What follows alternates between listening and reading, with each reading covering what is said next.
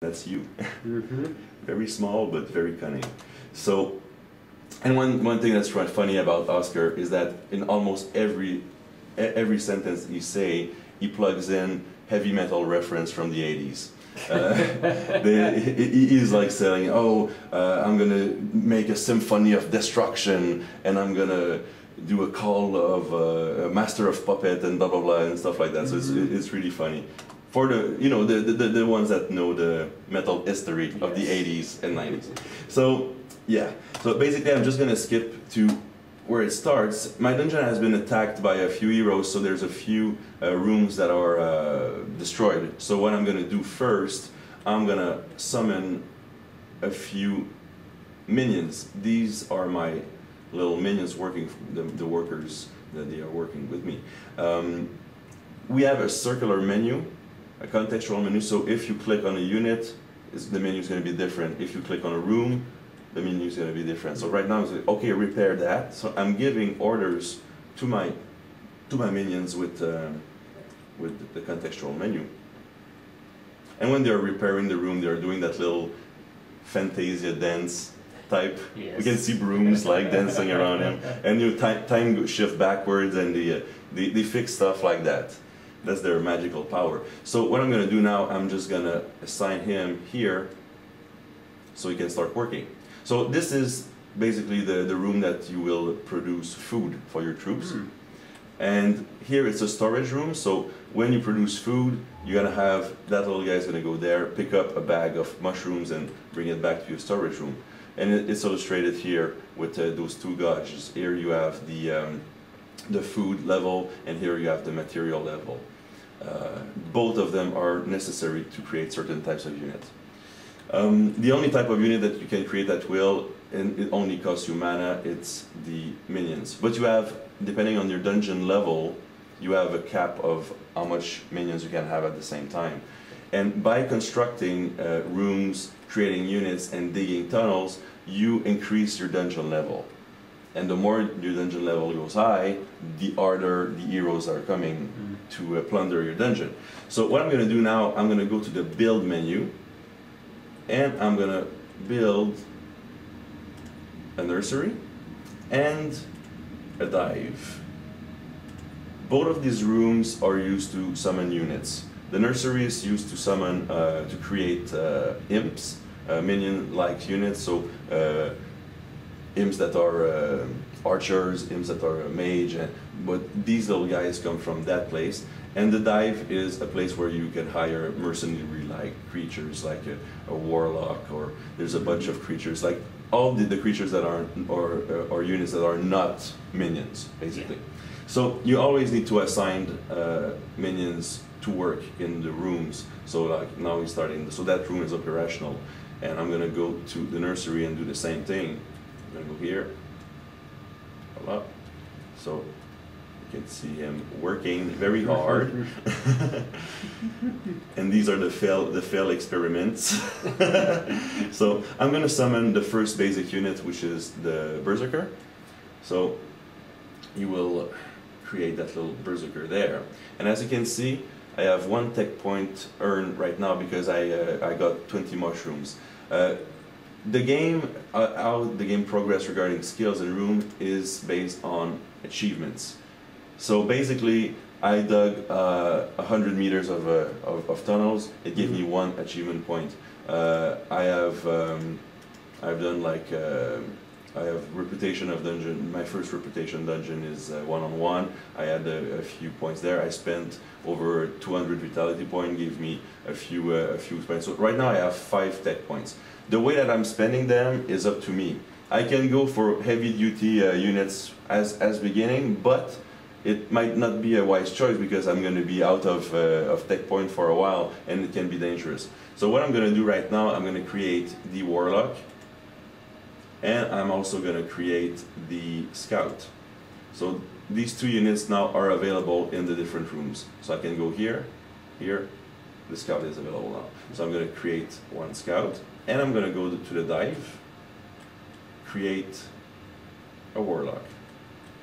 So I'm going to roll the Price is Right not the Price is Right, but the wheel like a TV show. So it summons the warlock there. So now I have a few units wandering the dungeon.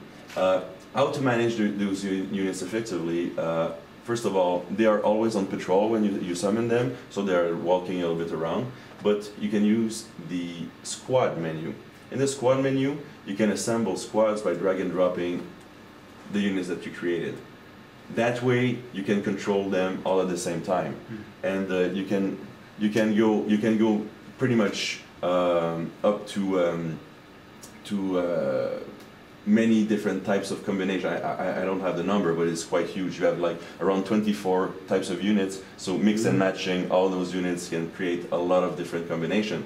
And one thing that is really interesting, I'm just gonna summon another scout to show you how it goes.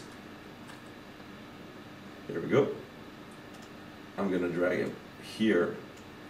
So doing that combo gives me these perks. So I have Rage, I have Berserk, and a low critic debuff on heroes. So by mix and matching many different types of monsters, you discover some very sweet combos. So it's really fun just playing around and doing that. So now that I have created my squad, I can use the fast track button to just summon my squad there, teleporting where I want in the dungeon.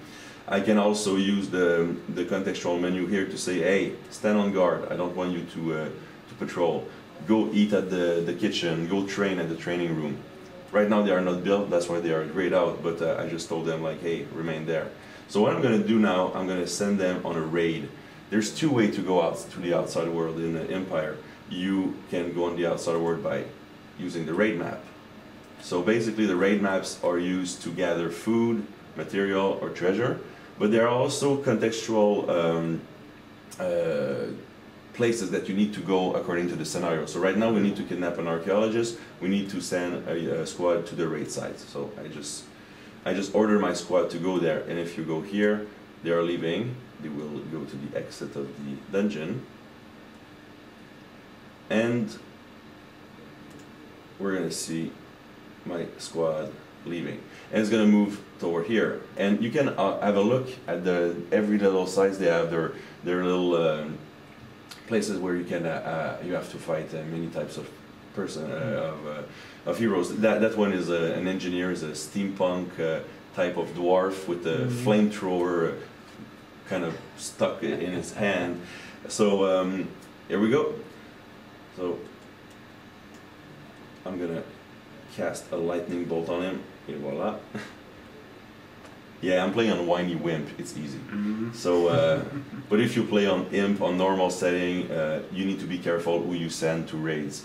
And the raids are becoming more and more dangerous as the little skeleton here outside. 1 is easy, 3 is like pretty hardcore. But the more hardcore they are, the more resources and stuff that they give you back. So I'm gonna get back here. They will come back. And I had a successful raid. It's going to be written in the little window there. There we go. I won the raid, and I now have my archaeologist.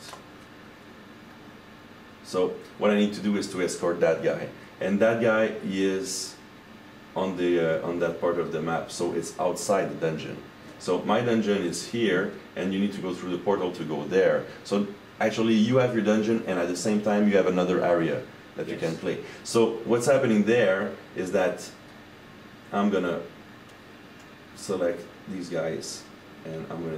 When you're outside, when you're in the battlefield, called either the gameplay area or the battlefield, it's almost playing an RTS or playing an hack and slash game. So I'm just gonna escort him. There's gonna be, oh no, heroes. You see that? I need to manage my dungeon, and I need to, you know, stay focused on what I'm doing now. So I'm just gonna go backtrack here. Where is the hero? He's right there. Oh no, he's killing my minion right there, and I don't have any other units to defend my dungeon. So I'm gonna teleport my dungeon lord here, and I'm gonna try to defend my fungi farm. Oh boy, that's gonna be a tough call. Go, go, go, go, go. So most is yes. random or scripted? This is all random. Okay. Yeah, the heroes are spawning from random points. They have teleports, like kind of portals. So they spawn in your dungeon according to your dungeon level. So my dungeon level is level 1 now, so the heroes are really weak. But as I progress in the game, as I accomplish different things, it's getting like really harder. So there are many things to do. You can improve your dungeon lord by customizing him. So right now what I'm doing, I'm just gonna say, okay, I want bigger wings. Bam, bigger wings, and you can improve him like that for quite some time. So yeah, basically in the end of the scenario, you're gonna become like the very tall big demon that you saw at the title screen. So that goes pretty much in the small amount of time that we have. That goes pretty much around it. There are many things that are still in polish mode and in development, but we're really looking forward to that game.